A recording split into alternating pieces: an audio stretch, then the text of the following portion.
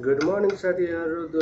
देश विदेशबाट छरिएका अनि नेपालमै बसेर बिहान बिहान तपाईँहरूको सुरुवात केबाट भएको छ? रातो चियाबाट भएको छ, सेतो चियाबाट भएको छ, अनि कफीबाट भएको छ। मेरो आजको सुरुवात के हुँदैछ भनेदेखि तपाईँहरूको आफ्नै अर्ग्यानिक रूपमा खोलेको अनि यो अमलाको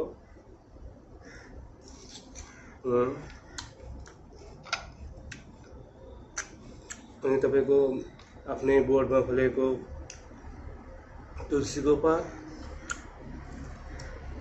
तपाईँको अनि आफ्नै बारीमा खोलेको करेला, तपाईँको आफ्नै बारीमा खोलेको करी पत्ता,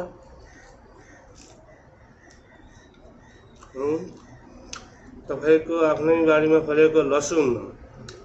लसुनसँग तपाईँको खानुहोस्, ग्यास्ट्रिक पनि सन्चो हुन्छ। हेर्नुहोस् यता तपाईँको यो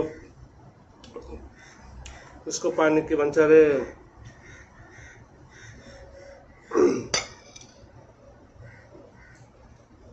आफ्नै घर छेउको खोला नालामा बगिरहेको शुद्ध पानी अनि मेथीको पानी खानुहोस् बिहान तपाईँको मर्निङको सुरुवात गर्नु होला।